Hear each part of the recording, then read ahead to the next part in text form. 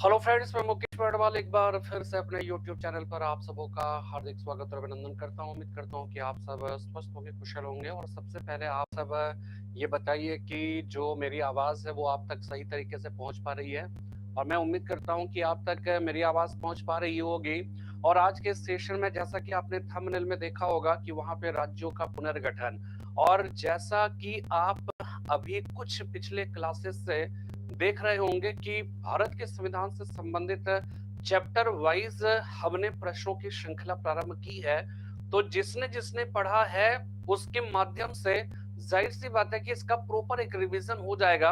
और जिन्होंने नहीं पढ़ा है, इन प्रश्नों को एक्सप्लेन करने के क्रम में मैं बहुत सारी बातें बताऊंगा और उसमें मुझसे उससे बहुत सारी नई जानकारियां भी मिलेंगी। और जो पढ़ चुके हैं उनका एक रिवीजन क्लासेस होगा। जस्ट लाइक अपने ज्ञान को ब्रश अप करने का एक बहुत ही बेहतरीन तरीका है चैप्टर वाइज जो अध्ययन करना। और आज का जो टॉपिक है राज्यों का पुनर्गठन। और राज्यों का पुनर्गठन की जब हम बात करते हैं तो आपने ये देखा होगा कि अभी वर्तमान भारत में 28 राज्य और 8 केंद्र शासित प्रदेश है। लेकिन आप सोचो कि 1947 में हिंदुस्तान जब आजाद हुआ या 1950 में जब हमारे देश का संविधान लागू हुआ, तो उस समय वास्तव में राज्यों की स्थिति क्या थी? क्या इसी तरह के उस समय भी कुछ राज्य और कुछ केंद्र शासित प्रदेश थे, या फिर स्थिति कुछ और थी?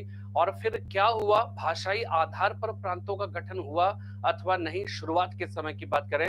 और अगर भाषाई आधार पर प्रांतों के गठन से संबंधित जो मांगे थी, उस मांग का आधार क्या था? आपको पता है कि जब नेशनल मूवमेंट का जब दौर था, तो उस समय जो राष्ट्रीय आंदोलन में शामिल जो भारत के जो स्वतंत्रता सेनानी थे, उन सब ने ब्रिटिश सरकार से इसी बात की लगातार मांग की कि भारत में राज्यों के पुनर्गठन का जो आधार है वो भाषा होनी चाहिए।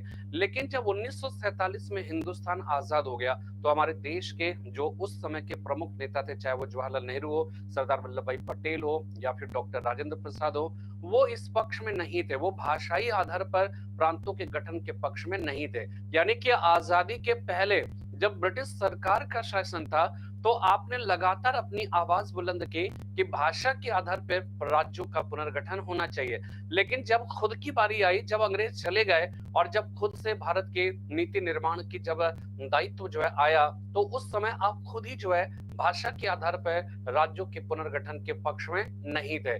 लेकिन उस समय महात्मा गांधी थे। महात्मा गांधी ने उन्होंने जो है ये कहा कि नहीं, भाषा के आधार पर ही प्रांतों का गठन होना चाहिए।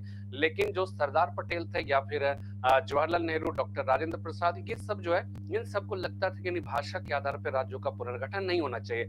फिर सवाल ये उठता है कि फिर इसके लिए क्या आंदोलन चला, किस किस तरह की दिक्कतें आई, कैसे जो है कह सकते हैं धर आयोग का गठन हुआ, कैसे जेवीपी समिति का गठन हुआ, फिर पोटी श्रीरामुलु का संघर्ष आया, फिर आंध्र प्रदेश राज्य का पुनर्गठन हुआ भाषा के आधार पे।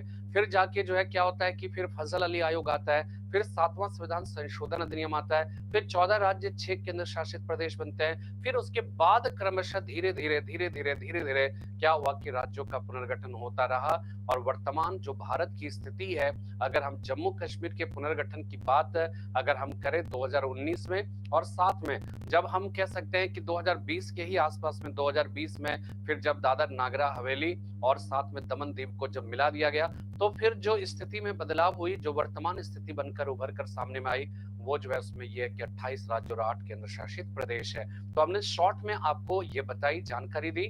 लेकिन इससे जुड़े हुए बहुत तरह के सवाल आते हैं और अपने आप में बहुत ही इंपॉर्टेंट है। और आज के जो सवाल होंगे, उस सवाल का अपना एक स्टैंडर्ड है, और वो अपने आप में सिविल सर्विसेज के पॉइंट ऑफ व्यू से, या फिर कह सकते हैं कि थोड़ा सा जो कह सकते हैं कि प्रश्न पूछने के जो ट्रेंड है, उस ट्रेंड में जो परिवर्तन आया है, उसके हिसाब से आज हमने प्रश्नों को यहाँ पर लेकर आया है, हम लेकर आए हैं। और आप सबको उसका जवाब देना है, कोशिश करना है कि एक बेहतर जवाब निकलकर सामने में आ सके, आपका एक बेहतर रिवीजन हो सके। और अगर आप नहीं जानते तो कोई बात नहीं, घबराने की बात नहीं है। आप नहीं जानते हो तभी तो हमारे सम्मुख उपस्थित होते हो, ठीक है? जानना नहीं जानना गलत बात नहीं है, लेकिन जो चीजें हम नहीं जानते हैं उसके लिए जानने का प्रयास नहीं करना, ये वास्तव में गलत बात है। तो कोशिश हमेशा करिए कि एक बेहतर जानकारी लगातार आप तक पहुंचती रहे, आप उससे रिसीव करते रहे और साथ में अपने ज्ञान का वर्धन करते रहे, और बेहतर एग्जाम का जो प्रिपरेशन है वो प्रिपरेशन हो सके। ठीक है, पंकज कुमार जी, श्रुति प्रिया जी, कृष्णा, ठीक है, नेहा, सबका आज के सेशन में।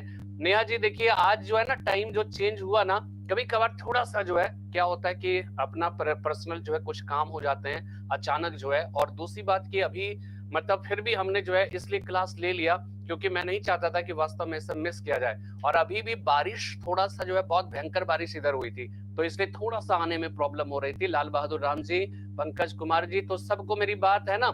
लेकिन हमारा मकसद जो है वो क्या है कि क्लास नहीं लेने का नहीं होता है कभी भी, है ना। मैं कोशिश करता हूँ कि क्लास जरूर लूं, लेकिन आज का थोड़ा सा जो है कभी कभार भाई हम लोग भी गृहस्थ जीवन में जी रहे हैं ना, तो कभी कभार ऊपर नीचे कुछ जीवन में होता रहता है और कुछ ना कुछ जरूरतें ऐसी होती रहती है कि जो निर्धारित समय होता है उस निर्धारित समय में कह सकते हैं कि कुछ कभी कभार जो है ऐसी गड़बड़ियां हो जाती है। ठीक है, तो चलिए मैं उम्मीद करता हूं कि आप सब वीपी यादव जी साइंस के क्लास चल नहीं पाया। हाँ, आज बारिश का मौसम था भयंकर एकदम। ठीक है, कभी कभार हम लोग को भी रेस्ट रेनी डे बनाने दीजिए, है ना।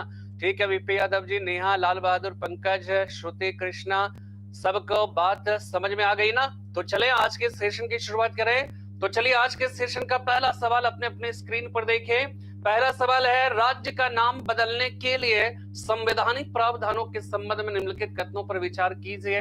पहला, इस तरह का कोई विधेयक राष्ट्रपति की सिफारिश पर केवल संसद में प्रस्तुत किया जा सकता है। दूसरी बात कि इसमें संबंधित राज्य की सहमति अनिवार्य है। तीसरा है, इस तरह के कानून को अनुच्छेद 368 के तहत संविधान संशोधन विधेयक माना जाता है क्योंकि यह पहली और चौथी अनुसूची में संशोधन करता है। आपको बताना है कि उपरोक्त कथनों में से कौन सा सही है। देखिए यहाँ पे पूछ रहा है सही है।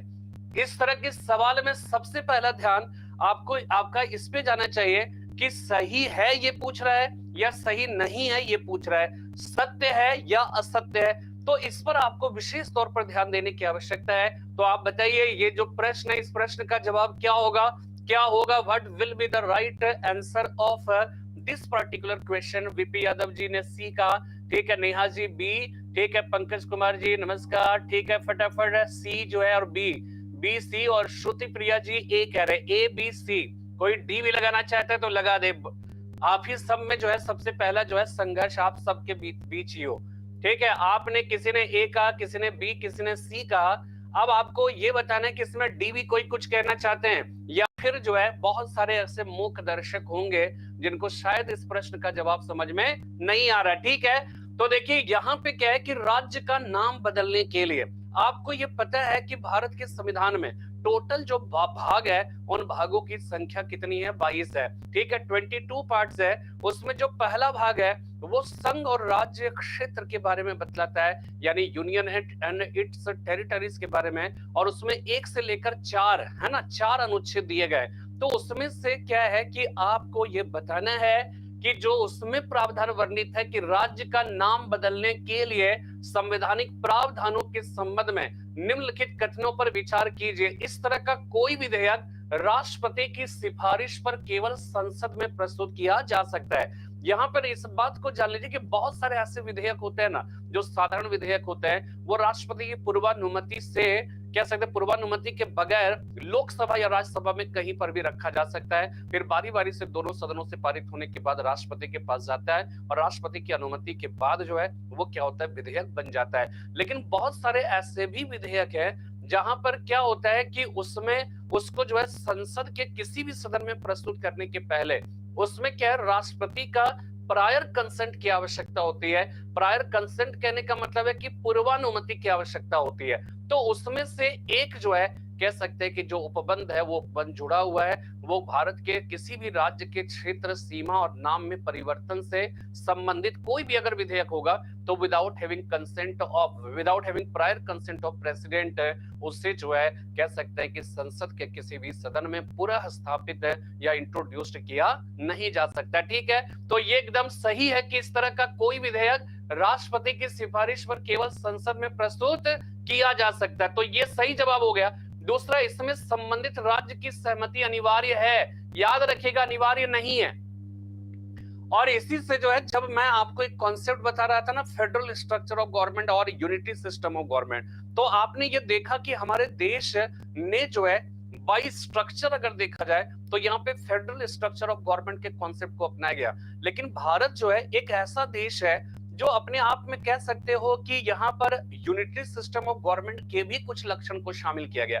और संघात्मक शासन में प्रायः क्या होता है कि राज्य की ताकत जो है वो केंद्र से ज्यादा होती है, लेकिन हमारे देश में जो फेडरल स्ट्रक्चर ऑफ गवर्नमेंट का कॉन्सेप्ट है उसमें केंद्र की ताकत ज्यादा है। और इसका एक बेहतरीन एग्जांपल ये है कि राज्य की सहमति, यानी राज्य का नाम बदलना अगर है तो इसमें राज्य की सहमति कोई अनिवार्य नहीं होता है, कंपलसरी नहीं होता है, उससे एक ओपिनियन लिया जा सकता है, लेकिन उसकी बात को मानने के लिए केंद्र की सरकार जो है बाध्य नहीं है, इसलिए सहमति अनिवार्य है, ये गलत बात हो जाएगा। जिसके बाद तीसरी बात है, इस तरह के कानून को अनुच्छेद 368 के तहत संविधान में संशोधन विधेयक माना जाता है, क्योंकि यह पहली और चौथी अनुसूची में संशोधन करता है। पहली अनुसूची में भारत में जितने भी राज्य और संघ शासित प्रदेश है उसके बारे में, और चौथी अनुसूची में राज्यसभा में सीटों के आवंटन के संदर्भ, यानी allocation of seats in Rajya Sabha of different states और यूनियन टेरिटरीज है, ये चौथी अनुसूची में 4th शेड्यूल में इसका जिक्र जो है वो किया गया है। तो यहाँ पर इस बात को जान लीजिए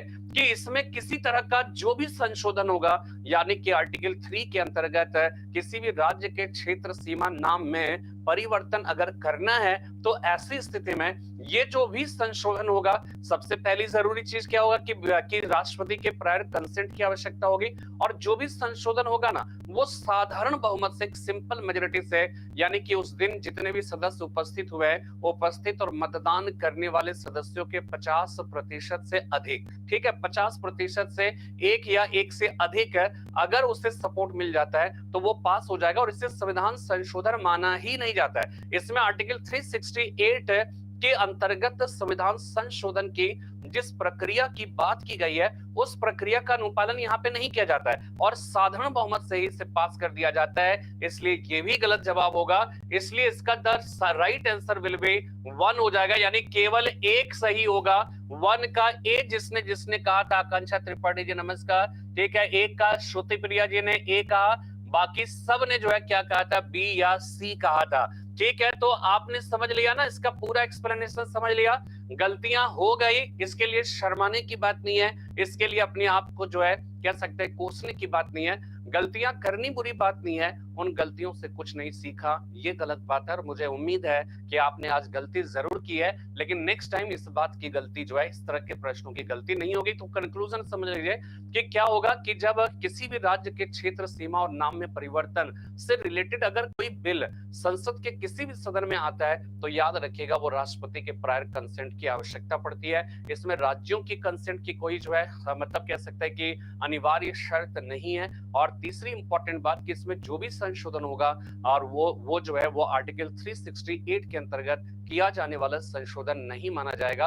और ये एक प्रकार से समझ जाइए कि एक साधारण बहुमत से, यानी कि उस दिन उपस्थित और मतदान करने वाले सदस्यों के 50% से अधिक मत से जो है संशोधन किया जा सकता है। इस बात को ध्यान में रखिएगा, ठीक है। चलिए नेक्स्ट, और आप सब ज्यादा से ज्यादा शेयर भी करते रहिए। आकांक्षा त्रिपाठी जी, वीपी यादव जी, नेहा, लाल बहादुर, श्रुति, पंकज, ठीक है, ज्यादा से ज्यादा लोगों तक शेयर भी करते रहिए और लाइक का बटन दबाते रहिए। चलिए दूसरे नंबर सवाल पे आते हैं कि निम्नलिखित कथनों पर विचार कीजिए। संविधान राज्यों को अपनी विधानसभा में एक प्रस्ताव पारित करके अपने नाम बदलने का अधिकार देता है। पहला सवाल है, संविधान राज्यों को अपनी विधानसभा में एक प्रस्ताव पारित करके अपने नाम बदलने का अधिकार देता है। दूसरा है, भारतीय संविधान के अनुच्छेद 3 के अंतर्गत केंद्र के पास संसद में एक साधारण विधेयक पारित करके भारत के किसी भी क्षेत्र को बाहरी देश को, देखिए यहाँ पे समझिएगा कि ये सवाल यहाँ पे क्या है, पहले समझिए। संविधान राज्यों को अपनी विधानसभा में एक प्रस्ताव पारित करके नाम बदलने का अधिकार देता है। अभी जो हमने अभी कॉन्सेप्ट बताया उसका थोड़ा सा यहाँ पे अमल में लाइएगा। दूसरा है, भारतीय संविधान के अनुच्छेद 3 के अंतर्गत केंद्र के पास संसद में एक साधारण विधेयक पारित करके भारत के किसी भी क्षेत्र को बाहरी देश को देने की शक्ति है। उपर्युक्त कथनों में से कौन सा कथन सही है? दूसरे नंबर सवाल का जवाब फटाफट दीजिए। आकांक्षा जी, नेहा, वीपी यादव, ठीक है, लाल बहादुर, श्रुति, पंकज, जल्दी से फटाक से इसका जवाब देने की कोशिश करिए। बहुत ही बेहतरीन सवाल है और बहुत ही कॉन्सेप्चुअल, जो मैंने जो है इस सेशन के लिए जिन प्रश्नों को सिलेक्ट किया है, बहुत ही बेहतरीन सवाल है, ठीक है। फटाफट जो है शेयर करिए और इसको 25 से ऊपर पहुंचाइए, है ना। कुछ दिनों में इसको 50 तक ले जाना है। आप सबका सपोर्ट अगर रहेगा तो इसको 50 लाइव जो है ले जाना है। दूसरे नंबर सवाल का जवाब वीपी यादव जी डी, ठीक है, आकांक्षा भी डी कह रही है, लेकिन नेहा बी और श्रुति जी जो है वो कह रही है 2 का डी, है ना। तो देखते हैं डी का मेजोरिटी है इसमें। तो चलिए अभी सबसे पहले हम लोग ये समझते हैं कि अभी अभी हमने बताया कि जो नाम में परिवर्तन करना है, उसके क्षेत्र सीमा राज्य की जो है कोई भी अल्टरेशन करना है, डिमिनिश करना है या फिर इंक्रीज करना है किसी भी तरह के काम में, ये ध्यान रखिएगा कि इसमें राज्यों को अपनी विधानसभा में प्रस्ताव पारित करने की अनुमति नहीं है। उसमें कह सकते हैं कि इसमें एक ओपिनियन लिया जा सकता है, बट वो कंपलसरी नहीं है, तो इसलिए ये गलत हो जाएगा। दूसरा है भारतीय संविधान के अनुच्छेद 3 के अंतर्गत केंद्र के पास संसद में एक साधारण विधेयक पारित करके भारत के किसी भी क्षेत्र को बाहरी देश को देने, ठीक है, ध्यान ये रखना है कि ये दूसरा सवाल जो है ना, ये दूसरा जो पॉइंट है बहुत ही इंपॉर्टेंट पॉइंट है। देखिए आर्टिकल 3 में ये साफ साफ लिखा है कि वर्तमान भारत के किसी राज्य के क्षेत्र सीमा नाम में परिवर्तन, यानी कि जो भी होगा with in the territory of India होगा, यानी कि राज्य के बाहर से कोई मतलब नहीं है। राज्य, हमारे देश को एक राज्य मानो, राज्य ही है हमारा देश, ठीक है। तो राज्य का जब हम कहते हैं तो इसका मतलब है कि देश के अंदर जो भी संशोधन करना है वो आर्टिकल 3 की बात है। लेकिन हमारे देश के संविधान में कहीं पर भी इस बात का मेंशन नहीं किया गया था कि भारत के यदि किसी क्षेत्र को किसी अन्य देश को देना हो। आर्टिकल 2 क्या कहता है? आर्टिकल 2 ये कहता है कि अगर जो है वो क्या होता है कि किसी भी देश के किसी भी क्षेत्र को अगर भारत में शामिल किया जाना है, यानी इसका मतलब ये हो गया कि ये अगर हम भारत का जो है नक्शा मान ले, इसमें किसी राज्य किसी और क्षेत्र को शामिल किया जाएगा। जैसे एग्जाम्पल के तौर पे पांडिचेरी हो गया, गोवा हो गया, दादरा नागर हवेली, दमन दीव हो गया, ठीक है, इस तरह से इधर से पुदुचेरी हो गया। इस तरह के जो क्षेत्र है, इस क्षेत्र को अगर इसमें शामिल किया जाएगा तो यहां पर किसी भी तरह के संविधान संशोधन की आवश्यकता नहीं होगी। सिंपल मेजोरिटी से इसे क्या होगा, हमारे देश में शामिल कर लिया जाएगा। भारत के अंदर के किसी क्षेत्र, ठीक है, उसके क्षेत्र, उसके नाम सीमा में परिवर्तन अगर होता है तो इसके लिए भी सिंपल मेजोरिटी है। और इन सब का जिक्र, ये तो जिक्र इसका आर्टिकल 2 में है, और इसका जो क्षेत्र का परिवर्तन, नाम में परिवर्तन, ये आर्टिकल 3 है। लेकिन हमारे देश के संविधान में कहीं पर भी इस बात का इन ओरिजिनल कॉन्स्टिट्यूशन में उल्लेख नहीं था कि अगर किसी भारत के किसी एक क्षेत्र को किसी अन्य देश को देना है तो इसी मेथड से दिया जाएगा या फिर इसके लिए कोई और मेथड होगा। हमारे देश के संविधान में कहीं पर भी इस बात का जिक्र नहीं किया गया था। इसी से जुड़ा हुआ एक मामला है 1958 में, आपने बेरूबाड़ी का मामला सुना होगा कि बेरूबाड़ी एक कह सकते हैं वर्तमान भारत का जो जलपाईगुड़ी क्षेत्र है ना, ये जलपाईगुड़ी अभी अचानक जो है बहुत ही ज्यादा चर्चे में आया। और इसलिए चर्चे में आया क्योंकि अभी बांग्लादेश में जो सिचुएशन है, जो हालात है, उसमें बहुत सारे जो है बंगाली जो हिंदू है वो सब वहां से भागकर इसी जलपाईगुड़ी का जो सीमा रेखा है ना, जो कह सकते हैं कि बांग्लादेश की सीमा रेखा से टच करता है, तो क्या जाता है कि वहां पर आकर जो है वो सब क्या है कि वहां पे खड़े हो गए और वहां पे लगभग हजारों की संख्या में वो उपस्थित हुए और वो भारत से गुहार लगा रहे थे बचाने के लिए, शरण देने के लिए, ठीक है। तो यहाँ पे ये जो जलपाईगुड़ी है ना, इसी के अंतर्गत जो है बेरूबाड़ी संघ संख्या 12 आता था। तो जब 1947 में हिंदुस्तान का विभाजन जब होने लगा तो Radcliffe, sir Cyril Radcliffe आया और उसने क्या कि आनंद फानन, उसमें सिचुएशन इतना खराब था, 16 अगस्त 1946 के मुस्लिम लीग के डायरेक्ट एक्शन डे की वजह से भारत के जो माली हालात थे, या कह सकते इतने भयानक सांप्रदायिक दंगे फसाद हो रहे थे, मार काट बची हुई थी, कि उसी समय सिरिल रेडक्लिफ को भी भेजा गया और उसे कहा गया कि नहीं, आप जो है वो क्या है कि भारत और पाकिस्तान का विभाजन करना, एक सीमा रेखा का जो है निर्धारण करिए। सिरिल रेडक्लिफ आया, उसने वो इसके पहले भारत कभी भ्रमण ही नहीं किया था, भारत कभी आया नहीं, और उसको भारत के बारे में, उसके जियोग्राफिकल जो कंडीशंस और सिचुएशंस थे उसके बारे में उसको कोई इल्म ही नहीं था, किसी तरह की कोई जानकारी थी नहीं, और उसको भेज दिया गया। उसको जो है बहुत हड़बड़ाहट थी उसमें, मतलब घबराहट था, और इस वजह से क्या होता है कि वो क्या है उसे समझ में नहीं आया, तो नक्शे में ही जो है उसने क्या एक लाइन खींच दी, और लाइन खींच दी, और साथ में क्या था कि जो है थाना वगैरह का जो क्षेत्र था उस थाना को आधार बनाकर और इस तरह से खींचा गया। लेकिन क्या हुआ कि उस समय चूंकि मारकाट मची हुई थी, भयानक जो है एक अस्त व्यस्तता की, एक केओस की स्थिति उत्पन्न थी, एक केओटिक सिचुएशन था, और इस वजह से क्या होता है कि वहां पर बहुत सारे जो क्षेत्र थे वो क्षेत्र अनिर्णित रह गए, ठीक है। इसके क्या होता है कि जब मामला एकदम शांत होता है, 1958 की बात है, तो वहां पे ब्रिटेन का सॉरी पाकिस्तान के जो प्रधानमंत्री फिरोज खान नून और भारत के प्रधानमंत्री जवाहरलाल नेहरू, उनके बीच में 1958 में एक समझौता होता है जिसे नून नेहरू नून समझौता कहकर पुकारा जाता है। और उसमें क्या है कि जलपाईगुड़ी जो आज का पश्चिमी बंगाल है, उस पश्चिम बंगाल का एक जलपाईगुड़ी क्षेत्र है, उसी के अंतर्गत आने वाला जो बेरूबाड़ी संघ संख्या 12 था, उसको वास्तव में पाकिस्तान को देना था। ठीक है, उसको पाकिस्तान को देना था, लेकिन क्या था कि उस सिचुएशन खराब होने की वजह से उसके मामले में कोई निर्णय नहीं लिया जा सका। लेकिन नेहरू नून समझौता हुआ, जवाहरलाल नेहरू ने क्या किया कि जो कह सकते हैं कि बेरूवाड़ी संघ संख्या 12 है, उसको पाकिस्तान को देना स्वीकार कर लिया। ठीक है, और इसके लिए एक सिंपल मेजोरिटी के अंतर्गत जो है उसे पास किया और उसे देना स्वीकार कर लिया। लेकिन कहा जाता है कि वो जो बेरूवाड़ी संघ संख्या 12 है, वो कहा जाता है कि पाकिस्तान को दिया जाता, जो कि उस समय बांग्लादेश जो आज है ना, वो पहले पाकिस्तान में, तो 1971 में जाकर वो बांग्लादेश बना। लेकिन 1971 के पहले 1947 के बाद वो तो जाहिर सी बात है कि वो पूर्वी पाकिस्तान था, वो पाकिस्तान का ही हिस्सा था, तो पाकिस्तान को देना था।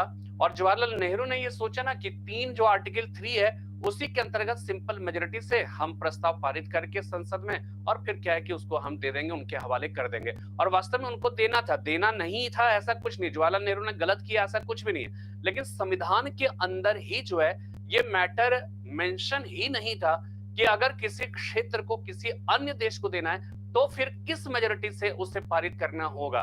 तो कहा जाता है कि जवाहरलाल नेहरू को यह लगा कि सिंपल मेजोरिटी, और सिंपल मेजोरिटी से वो प्रस्ताव पारित किया, और उसके बाद वो देने को तैयार हुए, देना दिया जाना था। लेकिन इसके पहले ही क्या हुआ कि ये मैटर सुप्रीम कोर्ट में पहुंच गया, और सुप्रीम कोर्ट में जो मैटर था वो बात ये थी कि उसमें एक सवाल खड़ा किया गया कि भारत के अंदर अगर किसी अन्य क्षेत्र को भारत को मिलाना है तो चलिए ये बात तो समझ में आ गई, आर्टिकल 2।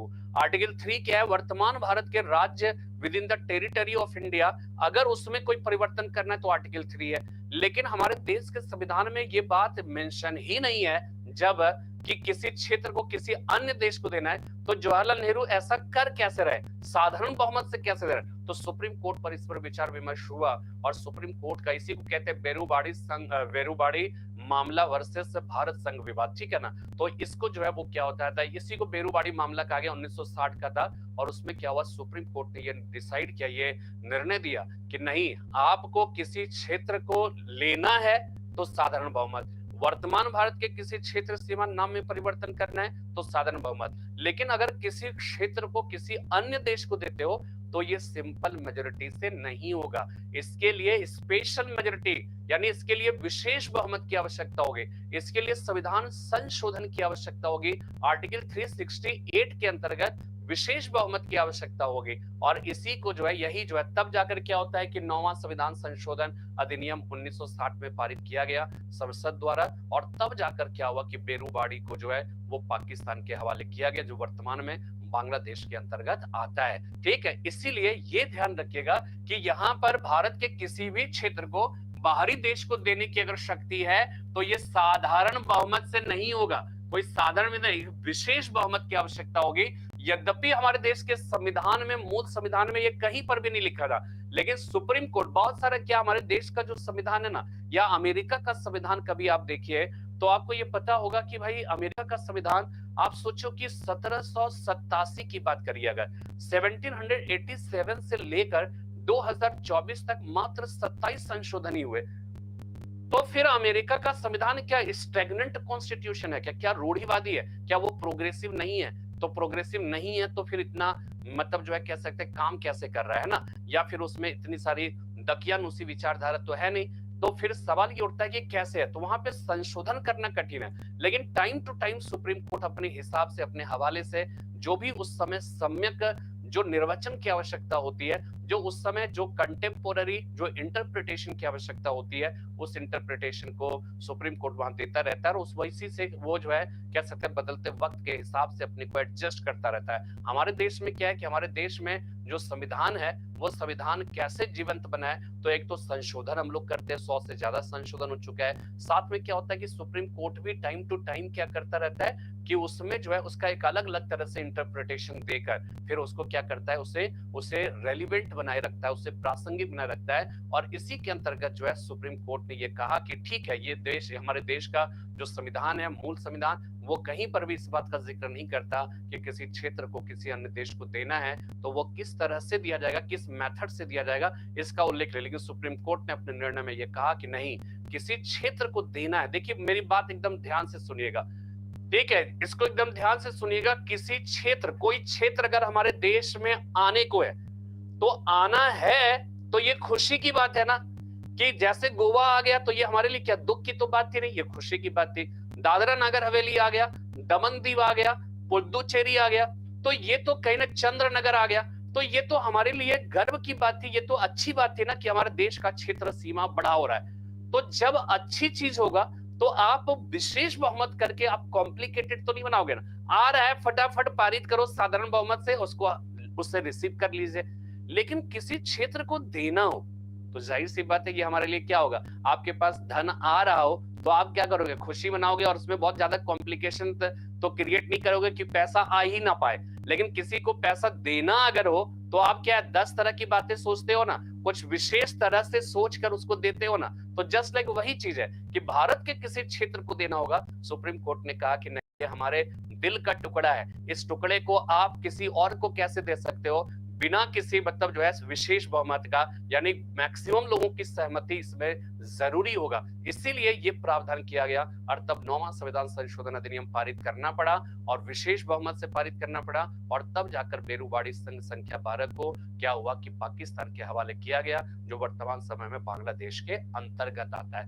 मेरी बात आपको समझ में आ रही है वीपी यादव जी, आकांक्षा त्रिपाठी जी? ठीक है, आप सब जो है कह सकते हैं कि नेहा जी आपको समझ में आ रहा है ना?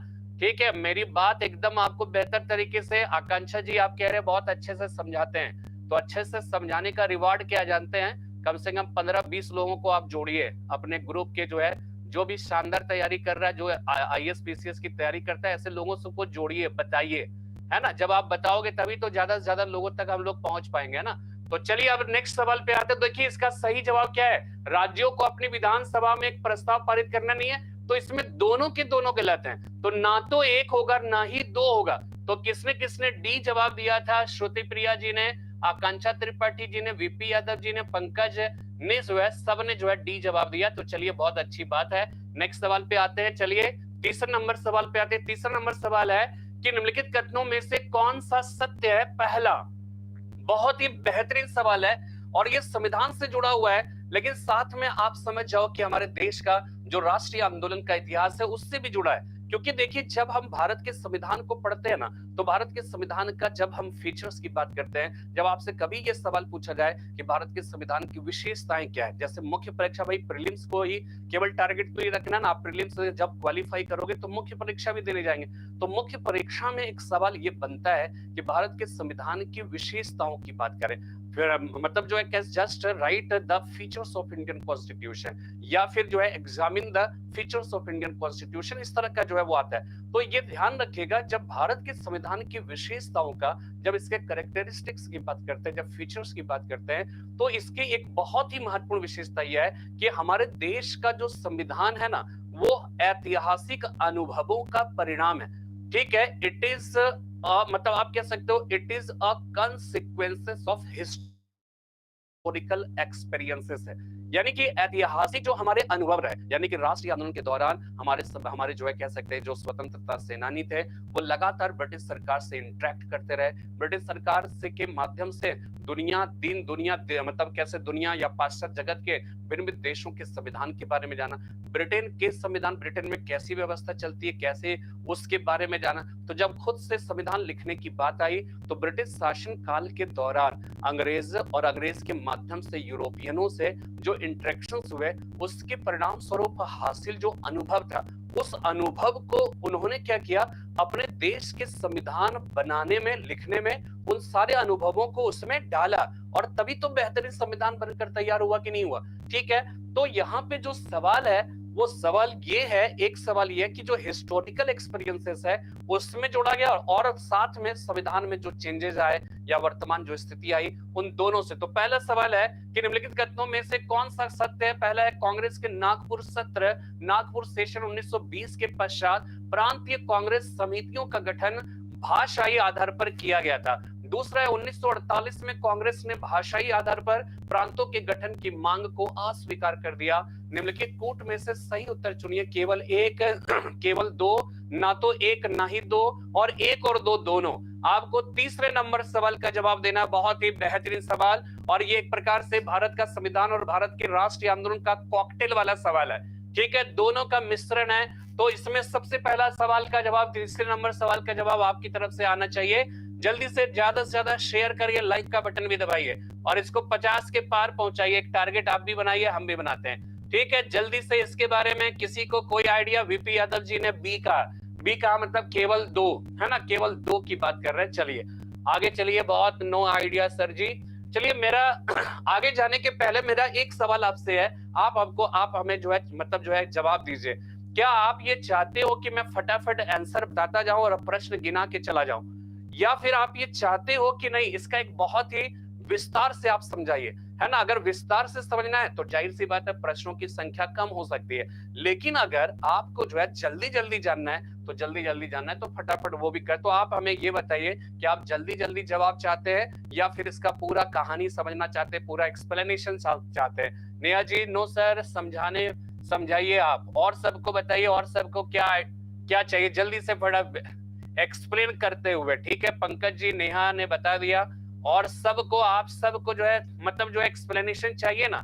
देखिए थोड़ा सा वीपी यादव सर एक्सप्लेनेशन के साथ, देखिए हमको जो है ना थोड़ा सा मतलब जो ऐसे प्रश्न को गिनना है ना, तो आपको यूट्यूब पर बहुत सारे जो है आपको मिल जाएंगे, बट इस चैनल में मैं कोशिश करता हूं कि आपको जो है प्रश्न तो है ही है, आपकी तरफ से जो आंसर है उसकी मैं उम्मीद करता हूं कि आप बेहतर जवाब दोगे। लेकिन क्या होता है कि जब आप इसके माध्यम से जो मुझे मेरा एनालिसिस समझते हैं ना, सुनते हैं, तो आपको कितनी बातों की जानकारी मिल जाती है, और इतनी बातों की समझ आपको खुद लगता होगा कि यार हम ये तो जानते नहीं थे, और आप जानते नहीं हो तो फिर कैसे ये सोच लेते हो कि आप एग्जाम में क्वालिफाई कर लेंगे? भाई ये तो एक साधारण सा जो भी कॉम्पिटिटर होता है, जो वास्तव में एग्जाम निकालने की बात और फाइनल सिलेक्शन लेने की बात सोचता है, तो उसको तो इतनी समझ तो होनी चाहिए। इतनी जानकारी अगर नहीं है तो फिर आप ख्वाब मत देखो कि हमें जो है मतलब क्या है कि हम आईएएस बन जाए, पीसीएस बन जाए, या कोई और कॉम्पिटिटिव एग्जाम। फिर सरकार को दोषारोपित करने के अधिकारी आप नहीं है। पहले खुद को कर बुलंद इतना कि हर तकदीर से पहले खुदा बंदे से पूछे बता तेरी रजा क्या है। तो आप खुद को बुलंद किया नहीं, और आप कह रहे हो कि नहीं, आप दोषारोपित सरकार को या परिस्थितियों को, माता पिता को, तो ये परिस्थितियां थी, वो परिस्थितियां थी। पहले खुद को इतना बुलंद करो ना कि ईश्वर जो है भाग्य की बात छोड़ दे, ईश्वर खुद खाता वही लेकर आ जाए और पूछे कि बता तेरी रजा क्या है, तुम्हारी क्या इच्छा है, बोलो वही मैं तुम्हारी किस्मत में लिख दूं। ठीक है, तो आपको क्या करना है कि सामर्थ्यवान अपने आप को बनाना है, इतना मतलब एक तरह से अपने को काबिल बना लेना है कि फिर कोई भी एग्जाम दीजिए, ठीक है, कोई भी एग्जाम दीजिए, फिर वहां पे सिलेक्शन आपका पक्का हो। तो आपका जीएस स्ट्रांग होना चाहिए, आपके जो भी रिक्वायर्ड जो भी नॉलेज है वो एकदम परफेक्ट होना चाहिए। अगर परफेक्ट है और तब सिलेक्शन नहीं होता है, तब आप दोषारोपित कर सकते हैं कि नहीं हमारी जो है किस्मत ही खराब था। लेकिन किस्मत विदाउट कह सकते हैं कि अपने को इक्विप्ड किए, वेल इक्विप्ड किए, और अगर आप इस तरह की बात करते हो तो आप खुद को धोखा दे रहे हो, आप किसी और को धोखा नहीं दे रहे। ठीक है, तो आपने मेरी बात समझ ली। ठीक है सर, आपसे पढ़ के तो रहा कुछ भी नहीं आ रहा, क्या लग रहा है कि कुछ नहीं आ रहा ना? तो सही बात है, यही तो होना चाहिए ना।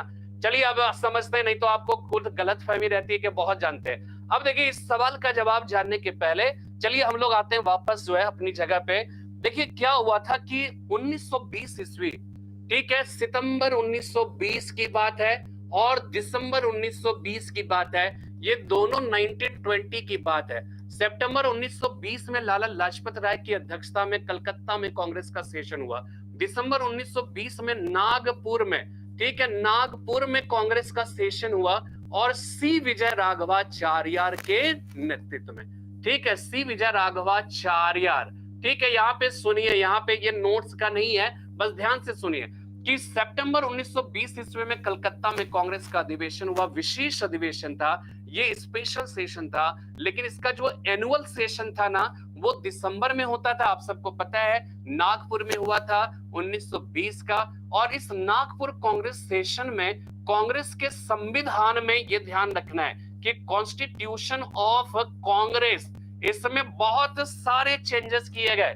इसलिए एक सवाल भी पूछा जाता है कि कांग्रेस ने अपने कौन से सेशन में कांग्रेस के संविधान में बहुत सारे चेंजेस किए थे, तो इसका जवाब होगा दिसंबर 1920 का नागपुर कांग्रेस सेशन, जिसके अध्यक्ष का नाम था सी विजय, ठीक है, सी विजय राघवाचार्य, सी विजय राघवाचार्य, ठीक है, ये इसके अध्यक्ष थे। और इसमें क्या हुआ कि इसमें कांग्रेस के संविधान में परिवर्तन किया गया। क्या क्या परिवर्तन किया गया? इसके पहले कांग्रेस के ऊपर ये ब्लेम लगाया जाता था, ये एक प्रकार से आरोप लगाया जाता था कि कांग्रेस जो है कुछ लोगों को ही रिप्रेजेंट करने वाली पार्टी है। लॉर्ड कर्जन ने साफ साफ कहा था कि ये सूक्ष्म लोगों को रिप्रेजेंट करने वाली, microscopic representation of the people है, यानी कि आम लोग इसमें शामिल नहीं हो सकते हैं। ये लोग वकीलों का, डॉक्टरों का, पत्रकारों का, ऐसे ऐसे जो है कह सकते हैं कि लोगों की ही संस्था है, आम लोगों की संस्था नहीं है। और कहा जाता है कि महात्मा गांधी जब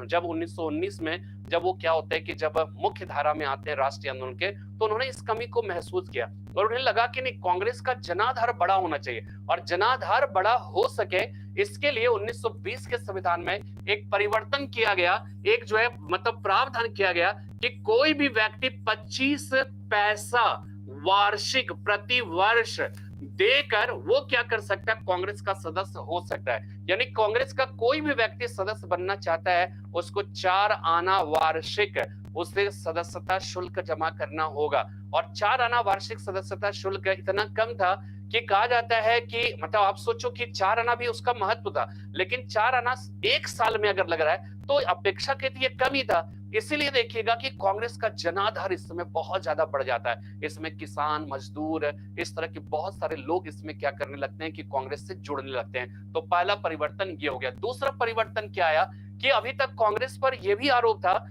कि यहाँ पे क्या होता था कि वार्षिक जो अधिवेशन होता था ना, वो 28 से 31 दिसंबर, ठीक है, यानी कि 28 से 31 दिसंबर बस साल में 3 दिन का ये अधिवेशन होता था।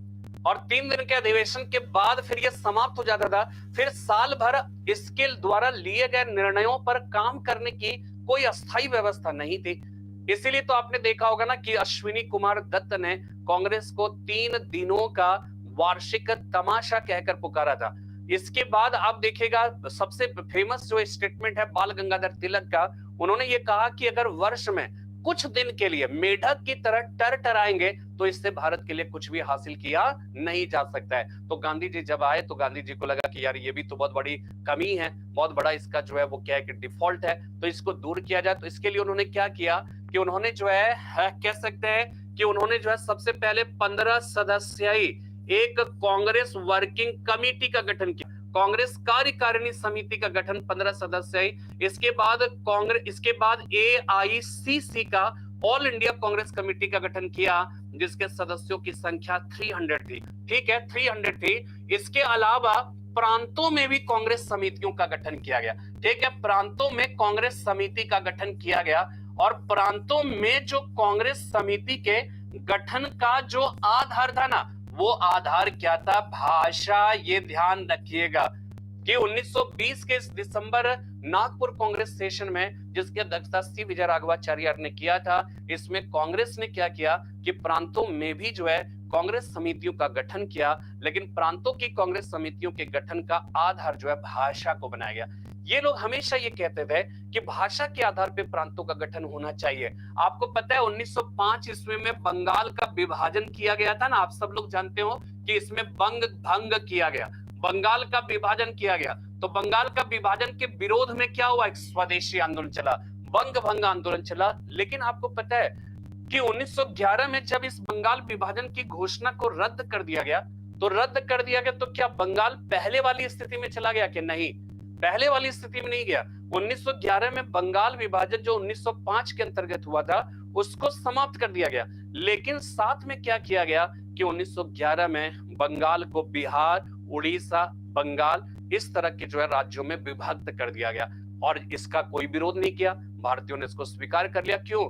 क्योंकि 1905 में जो बंगाल का विभाजन हुआ ना, वो धर्म के आधार पर किया गया था, लेकिन 1911 में जो विभाजन हुआ ना, वो भाषा के आधार पर किया गया। और भारतीय तो ये चाहते थे कि भाई भाषा के, बिहार बिहार के, या बंगाल बंगाली लोग हो जाए, उड़ीसा उड़िया भाषी हो जाए, ठीक है ये बात। तो आप देख रहे हो बंगाली यहाँ पे भाषा के आधार पे प्रांतों का गठन, यहाँ पे भी भाषा के आधार पे प्रांतीय कांग्रेस समितियों के गठन की बात की गई।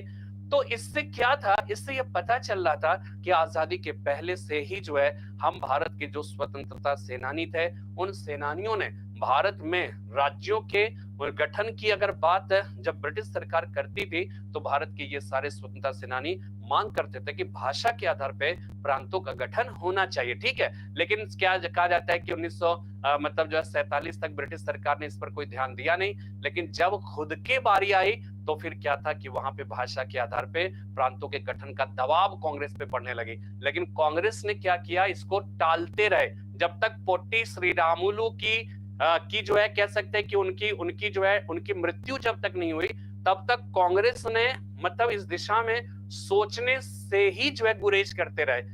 क्यों सोचने से? अब सवाल ये उठता है कि भाई आपने पहले जब भाषा भाषा भाषा कह रहे थे, आजादी के बाद जब खुद की बारी आई तो फिर आप क्यों मुकर रहे थे? गांधी जी जबकि कह भी रहे थे कि नहीं भाषा के आधार पर प्रांतों का गठन हो, लेकिन सरदार पटेल हो, जवाहरलाल नेहरू ने एकदम साफ तौर पे एकदम चुप्पी साध ली थी। तो सवाल ये उठता है कि ऐसा था क्यों, इस तरह की क्यों चुप्पी साध ली थी? तो इसके पीछे रीजन क्या था? रीजन ये था कि 1947 में हमारे देश का विभाजन जो है वो किस रूप में हो चुका था, भारत और पाकिस्तान के रूप में, और धर्म के आधार पे हो चुका था। तो धर्म के आधार पे हो चुका था, तो जवाहरलाल नेहरू और सरदार पटेल को इस बात की फिक्र थी कि अगर हम भाषा के आधार पे प्रांतों का गठन करेंगे तो एक तो धर्म के आधार पर देश दो टुकड़ों में बढ़ गया, और भाषा के आधार पर अगर राज्यों का पुनर्गठन किया जाएगा तो हर राज्य अपनी भाषा अपनी भाषा अपनी भाषा अपनी भाषा, और ये मतलब विखंडन को, एक नई तरह के विखंडन को जन्म देगा, भारत के बालकनीकरण को जन्म दे देगा, छोटे छोटे देश के रूप में हमारा देश बढ़ जाएगा। इसलिए जवाहरलाल नेहरू और सरदार पटेल जो है वो एक तरह से सशंकित थे। उनको लगता था कि नहीं ऐसा करेंगे तो कहीं ऐसा तो नहीं है कि भारत जो है वो क्या है कि मतलब छोटे छोटे राज्यों में, देशों में बढ़ जाए, और फिर जो है ये क्या हो जाएगा कि हमने आजादी तो हासिल कर ली, लेकिन आजादी के बाद जो एक नए संगठित भारत का निर्माण करना था, वो संगठित भारत का निर्माण हम सब नहीं कर सके। तो वो काफी सशक्त, जबकि गांधी जी बार बार ये कहते रहे कि नहीं भाषा के आधार पर प्रांतों का गठन करिए, इससे भारत का विभाजन नहीं होगा, लेकिन भारत और भी अगर फेडरलिज्म के पॉइंट ऑफ व्यू देखा जाए तो ये और भी सशक्त होगा। लेकिन सरदार पटेल और जवाहरलाल नेहरू सशंकित होते रहे, इसलिए वो मांग नहीं रहे थे। और इधर क्या था कि इधर लोग जोर लगा रहे थे सब अपने अपने भाषा के आधार पर राज्यों के पुनर्गठन का, तो शुरू में ये सब टालते रहे। तो लेकिन अब देखिए यहाँ पे समझिए कि यहाँ पे इससे पूरा निष्कर्ष क्या निकल कर आया। अब आते हैं हम लोग क्वेश्चन पे, ठीक है ना। अब क्वेश्चन पे आइए, देखिए कांग्रेस के नागपुर सत्र के पश्चात प्रांतीय कांग्रेस समितियों का गठन भाषाई आधार पर किया गया था। सही जवाब है।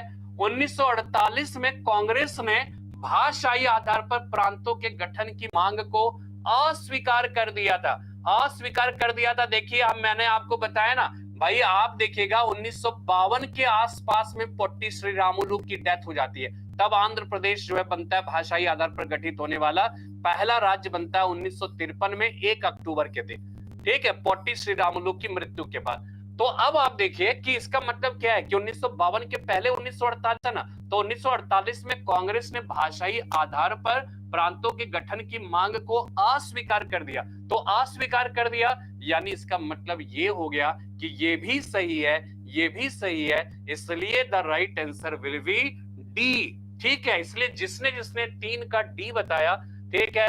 नेहा जी सर आपसे पढ़ के तो लग रहा है कुछ भी नहीं आता, ठीक है। अभी तक किसी ने कोई आंसर नहीं दिया था ना, ठीक है, कोई आंसर नहीं दिया, तो अब समझ में आया इसका सही आंसर क्या होगा। तो इसका सही आंसर जो है ध्यान रखिएगा 1 और 2 जो है दोनों होगा, इस बात को ध्यान में रखना है। चौथे नंबर सवाल पे आते हैं। चौथा नंबर सवाल है कि निम्नलिखित में से कौन सा धर आयोग का अधिदेश था। अधिदेश का मतलब हो गया रिकमेंडेशन था, धर आयोग है। अब देखिए इसमें क्या है, आयोग की भी बात समझ लीजिए, पहले समझ लेते हैं, ठीक है ना। इसके बाद फिर सवाल, अभी आप सोचो, अभी आप यहाँ पे मत देखिए, ठीक है, अभी मेरी बात सुनो।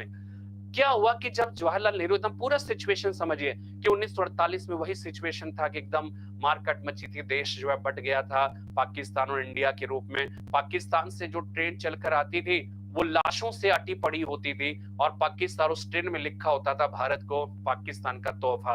उसका प्रकर्षण क्या होता था कि भारत में भी मुसलमानों को जो है कह सकते हैं मारकर ट्रेन में भरकर और उसके पाकिस्तान में भेज दिया जाता था और उसमें लिखा होता था पाकिस्तान को भारत का तोहफा। तो ये जो एक सिचुएशन था, एक केओटिक सिचुएशन जो है जिसको कहते हैं एकदम एक पूरा जो है एकदम स्थिति बहुत खराब थी। ऐसी स्थिति में क्या था कि जो है जाहिर सी बात है कि उसी समय भाषाई आधार पे प्रांतों के गठन की भी बात होने लगी। तो क्या हुआ कि ये बात सही है कि कांग्रेस शुरू में स्वीकार नहीं किया, लेकिन वो अपनी तरफ से कोशिशें भी कर रहा था, क्योंकि उस समय तक संविधान तो बना नहीं था ना। 1948 1949 में जाके हमारे देश का संविधान बनकर तैयार होगा। तो डॉक्टर राजेंद्र प्रसाद जो है, जो संविधान सभा के अध्यक्ष थे, उन्होंने क्या किया, उन्होंने कहा कि ठीक है, अभी हम तो इसको अभी तुरंत जो है डिसीजन नहीं लेंगे, लेकिन हम क्या करेंगे कि हम डिफरेंट तरीके से इसका एक सर्वे कराएंगे। इस तरह से एक जानने की कोशिश करें, विशेषज्ञों का एक दल बनाएंगे और वो लोगों से मिलेंगे और वो परिस्थितियों को समझकर वो एक आकलन करेंगे और वो रिकमेंड करेंगे कि क्या हम भाषाई आधार पे प्रांतों के गठन की स्थिति में हैं या नहीं है, करना चाहिए अथवा नहीं करना चाहिए, और नहीं करना चाहिए तो क्यों नहीं करना चाहिए, और करना चाहिए तो कोई और ग्राउंड क्या है जिसके आधार पे किया जाए। तो इसी को लेकर क्या हुआ कि 1948 ईस्वी में, एकदम ध्यान से समझिएगा, 1948 ईस्वी में इलाहाबाद के रिटायर्ड जज थे श्याम कृष्ण धर के नेतृत्व में एक आयोग बनाया गया जिसको धर आयोग कहा गया। धर आयोग ने क्या किया, ये जून 1948 ईस्वी में इसका गठन हुआ और दिसंबर 1948 ईस्वी में इन्होंने क्या किया, अपनी रिपोर्ट दी और उन्होंने साफ साफ मना कर दिया। ठीक है, इन्होंने धर आयोग ने ये साफ साफ मना कर दिया। ये 4 सदस्य, इसके 4 सदस्य थे धर आयोग के, श्याम कृष्ण धर और ये डॉक्टर राजेंद्र प्रसाद ने इसका गठन किया था। और इन्होंने जो रिपोर्ट दी दिसंबर 1948 ईस्वी में, इन्होंने साफ साफ मना कर दिया कि भाषा के आधार पर प्रांतों का गठन नहीं होना चाहिए। ठीक है, उन्होंने कहा कि प्रशासकीय दिक्कतें हैं उस आधार पर, लेकिन भाषा के आधार पर प्रांतों का गठन नहीं होना चाहिए। तो इन्होंने जो रिपोर्ट प्रस्तुत की ना दिसंबर 1948 ईस्वी में, इस समय क्या हो रहा था, जयपुर में कांग्रेस का सेशन चल रहा था, जयपुर कांग्रेस सेशन, और ये पट्टाभी सीतारमैया के नेतृत्व में चल रहा था। ठीक है, ये पट्टाभी सीतारमैया के नेतृत्व में चल रहा था और इसी में क्या हुआ कि एक समिति बनाई गई, जेवीपी समिति, जवाहरलाल नेहरू, वल्लभ भाई पटेल और पट्टाभी सीतारमैया के 3 सदस्य एक समिति का गठन किया गया। इस समिति का काम क्या था, ये सब भी ध्यान रखना है। ये दिसंबर 1948 में इसका गठन हुआ। ठीक है, दिसंबर 1948 में जवाहरलाल नेहरू, वल्लभ भाई पटेल और जो है पट्टाभी सीतारमैया के नेतृत्व में एक समिति का गठन किया गया। इस समिति का काम क्या था कि दिसंबर 1948 में धर आयोग ने जो रिपोर्ट प्रस्तुत की थी ना, उस रिपोर्ट पर विचार विमर्श करना। और इन्होंने क्या किया, इन्होंने भी 2-4 मतलब जो है कह सकते कुछ महीनों पे विचार विमर्श करने के बाद इन्होंने भी धर आयोग के रिपोर्ट का समर्थन किया। इन्होंने ये कहा कि नहीं, भाषा के आधार पे प्रांतों का गठन, देखिए अभी भी डर रहे हैं ना कि अभी भाई नहीं, ये बड़ा खतरनाक सिचुएशन है भाई, भाषा के आधार पे प्रांतों का गठन कर देंगे, भारत कई टुकड़ों में बढ़ जाएगा। 1948 तक तो इसी सिचुएशन में इन्होंने भी क्या किया, मना कर दिया कि नहीं, ये सही कह रहा है, धर आयोग सही कह रहा है कि नहीं, भाषा के आधार पे प्रांतों का गठन नहीं होना चाहिए। तो ये धर आयोग आ गया, जेवीपी समिति आ गई, ये 1952 में रिपोर्ट दिया। तब जाके क्या हुआ कि इस समय तक की अगर हम बात करें, एक बहुत ही अच्छी बात मैं आपको बता रहा हूं कि इस समय तक की अगर हम बात करें तो क्या हुआ, एक दिक्कत आई। वो दिक्कत क्या थी, इसको आप समझिए कि इस समय तक की अगर हम बात करें 1948 तक, है ना, क्या चीज। हाँ, अब देखिए इसमें क्या हुआ कि जब राज्यों का पुनर्गठन 1950 में राज्य का जो था, आपको पता है कि group A, group B, group C and group D, यानी कि शुरू में जो भारत के राज्य का पुनर्गठन किया गया था ना, ये 28 राज्य, 8 केंद्र शासित प्रदेश, इस तरह का क्षेत्र नहीं था। ये किस तरह का क्षेत्र था, 4 ग्रुप में बटा हुआ क्षेत्र था। ग्रुप ए में ब्रिटिश शासित जो प्रांत थे उसको रखा गया, बी और सी में जो देशी रियासत थे ना, उन देशी रियासतों को, और डी में अंडमान निकोबार को रखा गया था। तो इसमें जो डिवीजन हुआ था ना, इसमें एक बहुत बड़ी गड़बड़ी क्या थी कि मद्रास जो प्रांत था ना, पहले तमिलनाडु को मद्रास प्रांत कहा जाता था, जैसे महाराष्ट्र को बंबई प्रांत कहा जाता था, जैसे कर्नाटका को मैसूर प्रांत कहा जाता था। तो यहाँ पे क्या है कि मद्रास प्रांत था, और मद्रास प्रांत में क्या था कि इस समय गुजरात भी शामिल नहीं, सॉरी एक मिनट, मैं गलत जवाब दे दिया, गलत, हाँ ठीक है, इसमें क्या था ना, तमिल भाषी क्षेत्र भी शामिल था, इसमें तमिल भाषी क्षेत्र भी शामिल था और तेलुगु भाषी। मद्रास जो प्रांत था इसमें तेलुगु भाषी क्षेत्र भी शामिल थे और तमिल भाषी क्षेत्र भी शामिल था। तो इसमें तेलुगु भाषी जो लोग थे ना, वो लोग बड़ा परेशान थे, वो लगते थे कि यार हमारे तमिल भाषी लोगों के साथ मेरी भाषा एकदम अलग है और दोनों को मिला दियो, हम लोग समझ में नहीं आ रहा है, एकदम क्योस की स्थिति है, हमको जो है अलग कर दीजिए। तेलुगु भाषी लोगों ने कहा कि नहीं, मद्रास में हमको क्यों शामिल कर दिए, हमको अलग करिए, अलग करिए, अलग करिए। लेकिन ये ग्रुप बना था, उस ग्रुप के आधार पे हुआ। तो क्या हुआ कि 1952 तक धर आयोग आ गया, जिसने कहा कि नहीं, भाषा के आधार पे नहीं होना चाहिए। जेवीपी समिति आ गई, उसने भी कहा कि नहीं, भाषा के आधार पे नहीं होना चाहिए। तब जाके तेलुगु भाषी जो लोग थे ना, वो थोड़े आक्रामक हो गए, उनको लगा कि नहीं, ये लोग ऐसे नहीं मानेंगे। तब क्या हुआ कि पोट्टी श्री रामुलु, ठीक है, पोट्टी श्री रामुलु क्या करते हैं कि उन्होंने आमरण अनशन प्रारंभ कर दिया। इन्होंने कहा कि ये लोग ऐसे नहीं मानेंगे, आप कुछ बड़ा कदम उठाना है।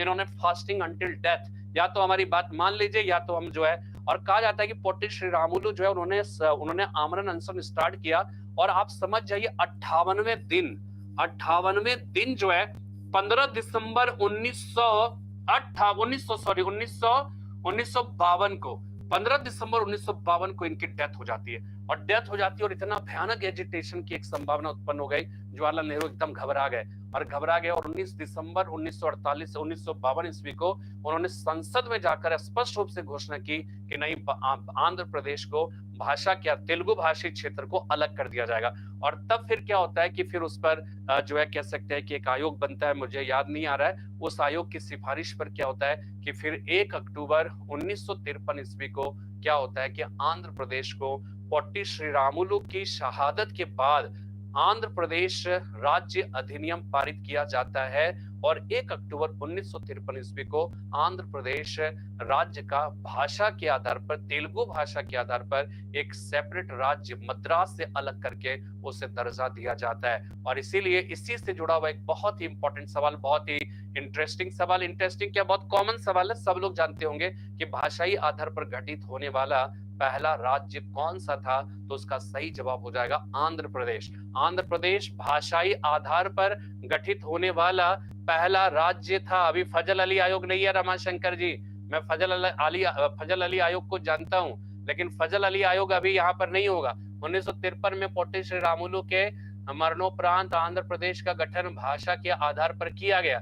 रमाशंकर जी बिल्कुल सही कह रहे हैं, इन्होंने प्रशासनिक, हाँ, मेरा जो सवाल है रमाशंकर जी, आप सही कह रहे हो, बट ये फजल अली आयोग नहीं है। मेरा, आप इतना कम मतलब समझिए कि फजल अली आयोग मुझे याद नहीं होगा, ऐसा नहीं है। पहले मेरी बात समझिएगा, फजल अली आयोग की सिफारिश पर आंध्र प्रदेश, ये कॉन्सेप्ट समझ लीजिए कि फजल अली आयोग की सिफारिश पर आंध्र प्रदेश भाषाई आधार पर गठित होने वाला पहला राज्य नहीं बना, इस चीज को ध्यान रखिएगा।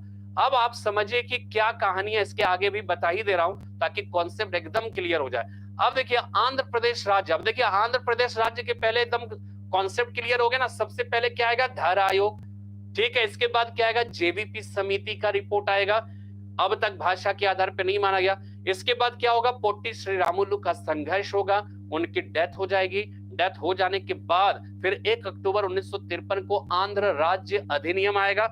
हाँ, मुझे याद आ गया, वो मुखर्जी आयोग था, ठीक है, मुखर्जी आयोग। जब पोट्टी श्री रामुलु की डेथ हो गई, ठीक है, तो जब डेथ हो गई तो जवाहरलाल नेहरू ने ऐलान किया कि नहीं, हम इस दिशा में प्रयास करेंगे, और तब मुखर्जी आयोग का गठन किया गया। और मुखर्जी आयोग की सिफारिश पर फिर आंध्र राज्य अधिनियम पारित होता है, और 1 अक्टूबर 1953 ईस्वी को आंध्र प्रदेश राज्य का गठन हो जाता है, जो भाषाई आधार पर गठित होने वाला पहला राज्य बना। अब देखिए क्या होता है, जैसे आंध्र प्रदेश राज्य बना ना, तो क्या हुआ, अन्य जो राज्य जो कि कह सकते हैं कि कहते हैं ना कि प्रेरणा, जैसे आप ऐसे सोचो कि बिहार और आंध्र प्रदेश ने क्या किया कि वर्तमान भारत की जो एनडीए सरकार है, बीजेपी की सरकार है, उनको उन्होंने सपोर्ट किया। तो बदले में क्या हुआ कि बदले में विपक्ष ने बार बार इसको जो है उकसाने की कोशिश की और कहा कि आंध्र प्रदेश और बिहार विशेष राज्य का दर्जा मांगिए, विशेष राज्य का दर्जा मांगिए। विशेष राज्य का दर्जा केंद्र की सरकार ने कहा कि नहीं, मैं नहीं दे सकता। क्यों नहीं दे सकते? बहुत सारे रीजन है, लेकिन एक रीजन ये भी है कि अगर इन दोनों को दे दिया जाए तो बहुत सारे राज्य मुंह बाए खड़े हो जाएंगे, नहीं हमको भी इसको दिए तो हमें क्यों नहीं दिया। अभी आप देखिएगा बजट जब पारित हुआ तो स्पेशल पैकेज दिया गया आंध्र प्रदेश और बिहार को। तो आंध्र प्रदेश बिहार को जब स्पेशल पैकेज दिया गया तो आपने देखा नहीं कि कर्नाटका चिल्लाने लगा, बहुत सारे राज्य चिल्लाने लगे कि नहीं हमको क्यों नहीं, ये विपक्ष जो है एकदम की नहीं, सरकार बचाने के लिए इस तरह का पैकेज जो है कुछ राज्य को विशेष तौर से जो है वो वेटेज दे रही है सरकार, है ना। तो ये सब जो है, तो यहाँ पर क्या होता है कि सरकार क्यों नहीं स्पेशल स्टेटस का दर्जा देती है? इसलिए नहीं देती क्योंकि वो जानती है कि अगर हम एक को दिया तो दूसरा तीसरा बहुत सारे राज्य मुंह बाए खड़े हो जाएंगे, नहीं हमको भी हमको भी हमको भी। और आपको एक बात बता दूं कि आप कभी सोचोगे इसके बारे में, पढ़ेंगे तो डिटेल में कभी पढ़िए, कभी आपके दिमाग में भी सवाल उठना चाहिए कि जब ये बात हो रही तो ऐसा तो नहीं है कि आपके कान में न्यूज नहीं गया होगा कि जो है जो विशेष पैकेज जो है आंध्र प्रदेश और बिहार को दिया गया, विशेष राज्य का दर्जा वो लोग मांग रहे थे लेकिन ये नहीं दिया गया। तो आपके मन में ये सवाल नहीं उठा है। देखिए पढ़ने का एक जो है आप ये भी बना लो, जब आप ऐसा सुनते हो ना तो आप रिसर्च करिए। आप क्या करो कि आप नेट पे जाके उस पे सर्च करो कि यार विशेष राज्य का दर्जा क्या होता है। तो विशेष राज्य का स्पेशल स्टेटस का दर्जा जो है वो क्या होता है और उसमें क्या केंद्र सरकार की रिस्पॉन्सिबिलिटी बढ़ जाती है। कि सामान्य तौर पे क्या होता है कि किसी राज्य को अगर केंद्र किसी राज्य को क्या करता है कि अगर जो है उसे कोई जो है कर्ज देता है ना, कोई भी केंद्र की सरकार अगर राज्य को किसी तरह की सहायता से संबंधित, तो उस कर्ज का क्या होता है कि मान लीजिए कि 100 रुपए दिया है, तो इस 100 रुपए में अगर कर्ज दिया है तो केंद्र की सरकार क्या करती है कि उसमें 30% जो है, ध्यान रखिएगा कि 30% जो है वो क्या होता है कि वो अनुदान के रूप में होता है और 70% जो है वो ऋण के तौर पे होता है। यानी कि जो 100 रुपए जाता है उसका 30 रुपए जो है, मतलब कह सकते हैं कि वो केंद्र की सरकार उसको कहती है कि भाई मैंने आपको अनुदान दिया, आपको ग्रांट दिया, लेकिन 70% ये ऋण है, ये आपको बाद में चुकता करना होगा। लेकिन अगर विशेष राज्य का दर्जा मिल गया तो इस 100 रुपए का 10 रुपए ही जो है राज्य जिसने ऋण लिया वो केंद्र को चुकाएगा और 90% जो इसका कह सकते हैं कि इस कर्ज का वो अनुदान के रूप में चला जाएगा, फिर उससे उसको लौटाना नहीं है। अब आप सोचो कि अगर केंद्र की सरकार सभी राज्य मांगने लगे और जितना भी आप ऋण दीजिएगा, जो कुछ भी दीजिएगा, मात्र 10% ही चुकाएगा, 90% उसके मतलब जो है अनुदान के रूप में चला जाएगा, तो केंद्र सरकार की रिस्पॉन्सिबिलिटी कितनी बढ़ जाएगी, है ना। और इसलिए क्या होता है कि अच्छा इसमें बहुत सारे बाद में क्या हुआ कि प्रक्रिया, हमारे देश के संविधान में कहीं पर भी स्पेशल स्टेटस का दर्जा दिए जाने का कहीं किसी तरह का उल्लेख नहीं है। इस चीज को ध्यान रखिएगा। ये तो हमारे देश की सरकार है भाई, बहुत सारे राज्यों की स्थिति को देखते हुए उसके हिसाब से वो डिसीजन लेती है। लेकिन अगर आप आदत बना लोगे तो भाई केंद्र सरकार की रिस्पॉन्सिबिलिटी बढ़ जाएगी ना, जिम्मेदारी बढ़ जाएगी। भाई आप अलग से संघ राज्य का दर्जा आपको दिया है हमारे देश के संविधान ने, आपको बहुत सारे विषय पर कानून बनाने का और धन की उगाही का भी अधिकार दिया है। तो अधिकार दिया है तो आपको अगर पूरा केंद्र पे ही डिपेंडेंसी होगी तो ऐसी स्थिति में क्या है कि आप फिर जो है आप हाथ पांव ही नहीं मारोगे, आप खुद को सबल बनाने की कोशिश ही नहीं करोगे।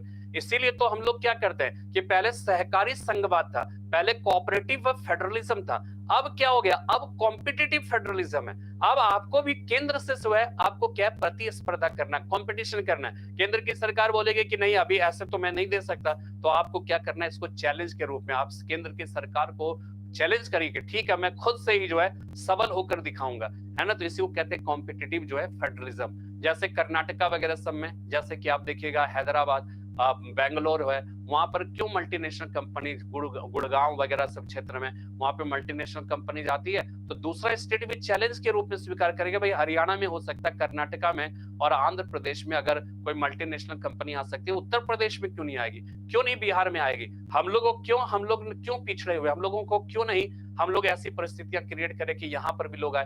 तो आपको ये कंपटीशन फैलाना होगा। बार बार केंद्र सरकार के पास भाई खुद क्या कर रहे हो, आप खुद से करो ना, खुद भी कुछ करिए आप। तो कहने का मतलब इसी को हम कहेंगे कॉम्पिटिटिव फेडरलिज्म। वर्तमान सरकार या भारत की सरकार, केंद्र सरकार कहती है कि ठीक है हम सहकारी संघवाद की बात करते हैं, हम कोऑपरेटिव फेडरलिज्म, हम कोऑपरेट करेंगे। अभी केरला में देखा, वायनाड में मोदी जी गए, भारत के प्रधान मोदी जी क्या गए, भारत के प्रधानमंत्री गए। तो भारत के प्रधानमंत्री गए तो केरला तो हमारा ही देश है ना, हमारा ही राज्य है ना, हमारा राज्य है, तो हमारे राज्य में अगर कोई दिक्कत आएगी तो ये केंद्र सरकार की जिम्मेदारी है कि नहीं है? अगर इतने सारे जो है वो क्या कोविड-19 के समय का सिचुएशन था, वहां पर भी बहुत सारे देश भाई, बहुत सारे राज्य की स्थिति दयनीय थी। केंद्र की सरकार, इसको हम कहते हैं सहकारी संघवाद। लेकिन कॉम्पिटिटिव फेडरलिज्म जो है, तो कहने का मतलब है केवल आप केंद्र पे डिपेंड रहोगे और आप कुछ भी नहीं करोगे, तो भारत का संविधान ने आपको भी तो ताकत दिया है, आपको भी तो शक्ति दी है। उस शक्ति को अपने देश, अपने राज्य की समृद्धि में लगाओ ना। कौन मना किया आपको? तो आप कर रहे, तो ये है कॉम्पिटिटिव फेडरलिज्म। तो यहाँ पे जो है क्या हुआ, अब मेरी बात चलिए वापस आते हैं। मैंने ये बात इसलिए भी बताई, आगे एक सवाल है, ये भी ध्यान रखिएगा, ठीक है? मैंने कॉन्सेप्ट के साथ आपको पढ़ाना वो बेहतर मैं समझा। अब देखिए क्या है कि क्या हुआ, आंध्र प्रदेश जो की बात अभी आई कि आंध्र प्रदेश जैसे ही भाषाई आधार पर गठित हुआ, अब अन्य राज्य चिल्लाने लगे। वो लोग कहने लगे भाई हम क्यों, हमें क्या, हमारी तरफ भी कोई आदमी पोटी श्रीरामुलु की तरह उनका देहांत होगा, वो अनशन करेंगे, तब आप दोगे क्या कि हमें जो है? तो वो लोग चिल्लाने लगे नहीं, हमें भी चाहिए, हमारा भी भाषाई आधार पर राज्यों का गठन हो। तब जवाहरलाल नेहरू को क्या हुआ, अब उनको लगने लगा कि नहीं, अब इसका जो है कोई मतलब अस्थाई समाधान ढूंढना ही होगा। तब जाके क्या होता है, तब आता है फजल अली आयोग। ये ध्यान रखिएगा, फजल अली आयोग, जिसमें 2 अन्य सदस्य थे, और वो सदस्य थे हृदयनाथ कुंजरू और के.एम. मुंशी। फजल अली आयोग तब आता है, समझ में आ गई मेरी बात है? कौन? रमाशंकर जी, समझ में आई मेरी बात? अब आएगा, इसके बाद आएगा फजल अली आयोग। आंध्र प्रदेश राज्य का पुनर्गठन मुखर्जी आयोग की सिफारिश पर हुआ, ना कि फजल अली आयोग। तो फजल अली आएंगे, फजल अली क्या करेंगे? फजल अली ये कहेंगे, उन्होंने जो रिपोर्ट दी ना, रिपोर्ट की भी बात ध्यान रखिएगा। धर आयोग ने कहा कि भाषा के आधार पर नहीं होना चाहिए, प्रशासनिक दिक्कत हो करिए, कोई दिक्कत नहीं है। दूसरी बात क्या है कि जो जेवीपी समिति था, उन्होंने भी कहा भाषा के आधार पर नहीं। लेकिन क्या हुआ, फजल अली आयोग ने क्या कहा? उन्होंने कहा कि भाषा के आधार पे प्रांतों का गठन हो, लेकिन उन्होंने कहा कि एक भाषा एक राज्य के सिद्धांत को हम स्वीकार नहीं करते हैं। और दूसरी बात कि प्रांतों के पुनर्गठन का एकमात्र आधार भाषा ही नहीं होना चाहिए, बल्कि इसके पुनर्गठन का आधार जो है कुछ प्रशासनिक दिक्कतें या बहुत सारे तरीके हैं, उन सारे तरीकों के आधार पर भी किया जा सकता है। तो फजल अली आयोग ने क्या किया? 2 बातें करी। पहली बात, उन्होंने कहा कि भाषा के आधार पे प्रांतों का गठन गलत बात नहीं है, लेकिन एक भाषा एक राज्य के सिद्धांत को उन्होंने मानने से इनकार कर दिया। दूसरी इंपॉर्टेंट बात क्या थी कि भाषा के आधार पे प्रांतों का गठन हो, लेकिन भाषा ही एकमात्र आधार प्रांतों के पुनर्गठन का नहीं होना चाहिए। ठीक है, प्रशासनिक दिक्कतें होनी चाहिए, ये सब चीजें हैं, तो ये कहा। और उसके बाद जब फजल अली आयोग ने जब रिपोर्ट प्रस्तुत करी ना, तब उन्हीं के रिपोर्ट के आधार पर तब क्या होता है कि तब आता है सातवां संविधान संशोधन अधिनियम 1956 आता है। और इसी 7वें संविधान संशोधन अधिनियम के अंतर्गत ये जो 4 ग्रुप में बटा हुआ प्रांत था ना, इसको खत्म कर दिया गया और इसे 14 राज्य और 6 केंद्र शासित प्रदेश में बांट दिया गया। ठीक है, इससे 14 राज्य। सर 1953 में फजल अली आयोग बना, 3 member KM. Panicker, Hridaynath Kunzru, 3 member, मतलब हाँ, फजल अली को लेकर 3 मेंबर हो गया। ठीक है, आपको मेरी बात समझ में आ गई? आपको कॉन्सेप्ट समझ में आया कि नहीं? आप सब जितने भी लोग हमें देख रहे हैं, आपको समझ में आ रहा है कि कुछ नया चीज आपको मिल रहा है? यहाँ पर मिल रहा है कि नहीं? कुछ नई बातें मिल रही है ना? आप मेरे क्लास को अटेंड करिए पूरी, जो है यहाँ पे और भी टीचर्स है, उन सब का भी जो है वो आप जो है देखिए, क्योंकि भाई मेरा हर एक सब्जेक्ट पे तो सब अपने अपने आप में बेस्ट दे रहे हैं। मैं अपनी पर्सनल अगर क्लास की बात करूं तो आप इस चीज को समझिए और रेगुलरली इसको अटेंड करो, रेगुलरली अटेंड करिए, लोगों को बताइए। आपको पता चलेगा कि जो और सारे चैनल में और सारी जो बातें दी जाती है वहां और यहाँ पे आपको फर्क साफ तौर पे समझ में आ जाएगा। आप इस सारी चीजों को अगर आप समझते हुए करेंगे तो आपको बातें समझ में आएंगी। ठीक है, चलिए अब देखिए धर आयोग, आप फिर से वापस आते। धर आयोग का अधिदेश, इनका रिकमेंडेशन क्या था? राज्यों के वर्गीकरण का अध्ययन करना सही है, यह संस्तुति देना कि क्या राज्यों का पुनर्गठन भाषाई आधार पर किया जा सकता है। अच्छा, इसमें से चारों में से क्यों अधिदेश क्यों किया गया है ना? तो राज्यों के वर्गीकरण का अध्ययन करना, ठीक है, ये भी है, मतलब वर्गीकरण की बात तो यहाँ पे अभी नहीं आई थी ना, ये अध्ययन नहीं। यहाँ पे था, मेन क्या था कि यही तो था ना कि भाषा के आधार पे गठन हो या ना हो। तभी तो डॉक्टर राजेंद्र प्रसाद ने किया, तो इन्होंने कहा था यह संस्तुति देना कि राज्यों का पुनर्गठन भाषाई आधार पर किया जा सकता है अथवा नहीं। वास्तव में यही इसका सही जवाब होगा। ठीक है, तो इसका मतलब क्या हो गया कि आपको और भी सही लगेगा, बट मेरी बात समझिए, मैंने पूरा बैकग्राउंड क्या बताया, भाषा के आधार पर गठित हो गठित हो गठित हो। तो डॉक्टर राजेंद्र प्रसाद ने धर आयोग का गठन किया। तो धर आयोग का गठन क्यों किया? इस बात का परीक्षण करने के लिए कि राज्यों का पुनर्गठन भाषा के आधार पर होना चाहिए अथवा नहीं होना चाहिए, सीधी सी बात है। तो यही है यह संस्तुति देना कि राज्यों का पुनर्गठन भाषाई आधार पर किया जा सकता है अथवा नहीं।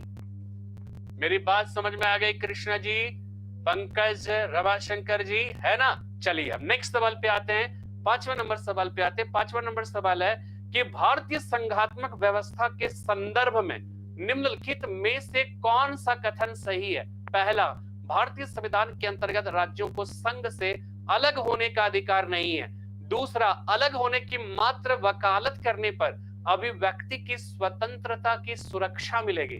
नीचे दिए हुए कूटों में से सही उत्तर का चयन कीजिए।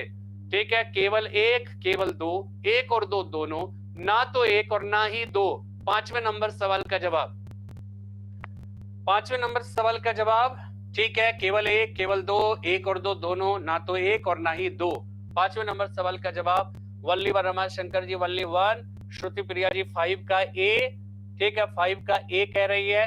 ठीक है, चलिए जवाब देखता हूं, या कोई और बताना चाहे तो जल्दी से बताइए। नेहा जी और सब, आकांक्षा जी, लगता है चली गई आप लोग, या फिर सवाल का जवाब शायद पता नहीं हो रहा होगा।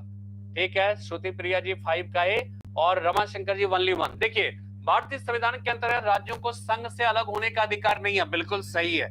इसलिए यहाँ पे federal structure, federation of state नहीं कहलाता है, यहाँ पे कहलाता है यूनियन ऑफ स्टेट। अलग होने की मात्र वकालत करने पर अभिव्यक्ति, मतलब अलग, आप एकता और अखंडता को तार तार करते रहिए, भड़काते रहिए लोगों को, और आप बोलोगे विचार अभिव्यक्ति की आजादी है, ऐसा तो नहीं हो सकता ना। तो ये गलत हो गया, तो ये हो गया 5 का ए हो गया। ठीक है, तो आज के सेशन में इतना भी, इसमें 25 सवाल है। ठीक है, कल के सेशन में, कल वही 12:15 बजे क्लास रहेगी, ठीक है ना। और अगर थोड़ा सा भी कोई चेंजेस आएगा ना, तो आप अपना नोटिफिकेशन जरूर चेक करिएगा, ठीक है ना। लेकिन ये सवाल अभी 5 है, लेकिन मैंने आपको 5 सवाल से ना जाने कितने सवालों का जवाब दिया। कल अभी और देखेंगे। ये चैप्टर इतना इंपॉर्टेंट है, इतना इंपॉर्टेंट है कि इससे प्राय एक ना एक सवाल रहता ही रहता है। इसलिए इसको थोड़ा बढ़िया से हम लोग समझेंगे। हम लोग इसको देखने की पूरी तरह से छोटी छोटी कॉन्सेप्ट जो है उसको एकदम बिल्कुल दूर करेंगे। मैं आपको कल एक कोडिंग भी बताऊंगा। जैसे कि कोडिंग क्या है कि अगर जैसे मान लीजिए 4 राज्य दे दिया, एक दे दिया राजस्थान, गुजरात दे दिया, नहीं दे दिया आपका मेघालय, उसके बाद गोवा दे दिया, इसके बाद आपका सिक्किम दे दिया, इसके बाद दे दिया हिमाचल प्रदेश। ठीक है, 4 राज्य दे दिया। अब आपको बोला जाएगा कि इन चारों राज्यों को इसकी स्थापना वर्ष के आधार पर क्रम से सजाएं। तो आप बताओ कि 28 राज्य है, तो किसको किसको आप रटोगे, और कितने दिन तक रट भी लेंगे तो कितने दिन तक वो याद रहेगा। तो मैं आपको एक कोडिंग बताऊंगा, और उस कोडिंग के आधार पे आप जीवन भर कभी भी आप जो है राज्य को, कोई पूछ देगा 25वां राज्य कौन सा था भारत का, बताओ। भारत का 22वां राज्य कौन सा बना, भारत का 17वां राज्य। भाई 14 राज्य ही तो शुरू में थे ना, 14 राज्य और 6 केंद्र शासित प्रदेश, तो ये 28 राज्य बने। तो आप पूछ देगा 16वां राज्य कौन सा था, आप बताइए कि 18वां राज्य कौन सा था। तो आप ऐसे प्रश्नों का भी जवाब देने की स्थिति में एकदम टंग पे रहेगा, फिंगर पे, टिप्स पे रहेगा, तुम तुरंत आप वो कोडिंग याद करोगे, तुरंत बता दोगे, ये वाला हो जाएगा। ठीक है, तो फिलहाल आज इतना ही, फिर मिलेंगे कल हम लोग इसी विषय के साथ। तब तक के लिए, इंडिया यूएसए जैसा संघ नहीं है, बिल्कुल सही कह रहे रमाशंकर जी। ठीक है, तो चलिए फिलहाल आज इतना ही, फिर मिलते हैं हम लोग कल इसी विषय के साथ। तब तक के लिए जय हिंद, जय भारत, गुड नाइट, शुभ रात्रि।